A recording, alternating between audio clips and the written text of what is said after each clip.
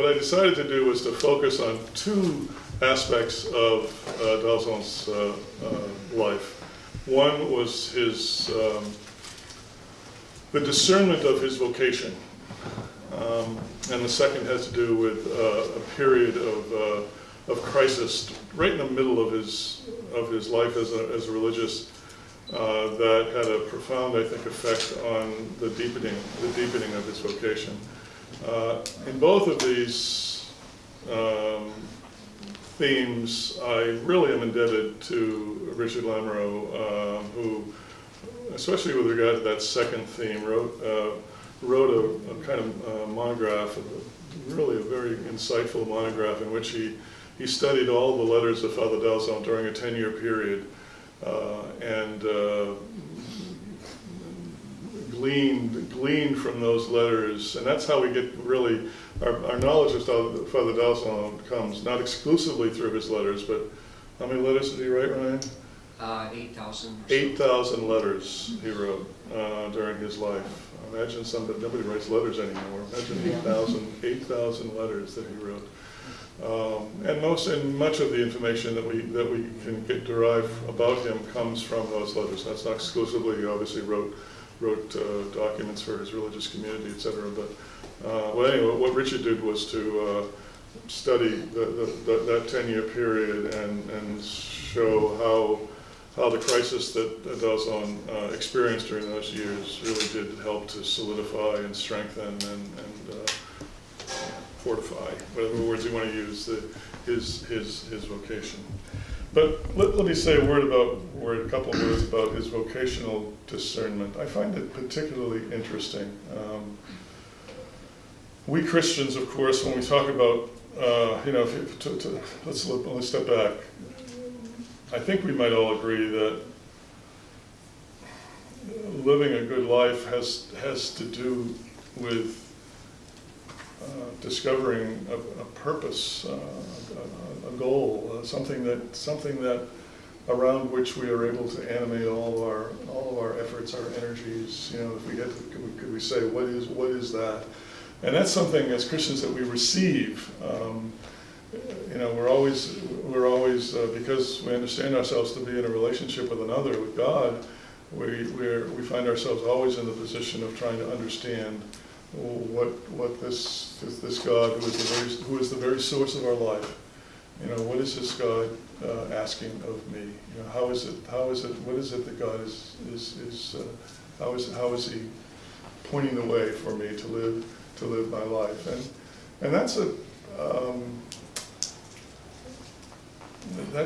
crucially important thing. I don't think I need to say that, to be able to be attentive to that and to be able to receive what it is that God is asking us to do. It's not an easy thing to do.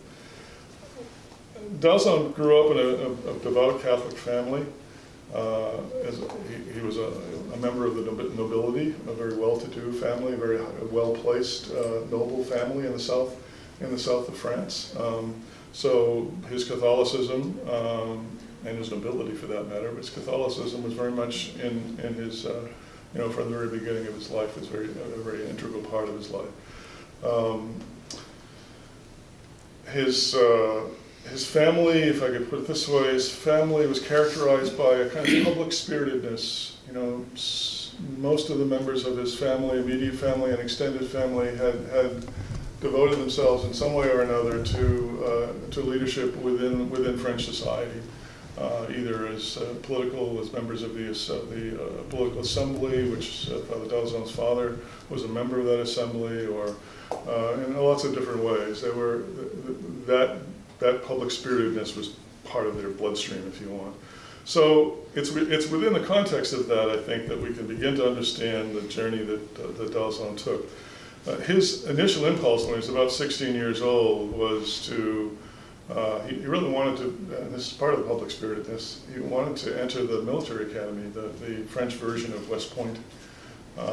When he told his father about that, his father wasn't crazy about that idea and dissuaded him from doing that, and prevented him from doing that, actually. What his father was asking him to do was to go into to study law after he finished his high school years, what we call high school years, to study law, do legal studies, again, probably with a view to some kind of political involvement. He was in Paris. His family had moved to Paris, and he was studying law in Paris, and he hated those law studies. I mean, it was like didn't take him very long to say that he was immensely bored by the study of law. While he was there in Paris, he began to meet with some of we could say, the intellectual lights of Paris at the time, especially within Catholic circles. And what I want to say, just parenthetically, there is that these friendships were very important to Dalzon. He did have a capacity for friendship, and that was part of the journey that brought him to discover his vocation. It was in the course of these conversations, which centered really on the place of the church in French society. We know this is post-revolutionary France. Religion was not on the front burner. The Catholic Church was not highly regarded, and the society, according to in the eyes of insightful people like Dalzon, the society itself suffered from its surrendering of this heritage that was so much part of who it is that they were. And so it was conversations of this sort, especially with his mentor. His mentor was a 19th century French thinker by the name of Félicité de Lamennais, who became Dalzon's mentor and who was largely responsible, I think, for the turn of Dalzon's thinking during these years.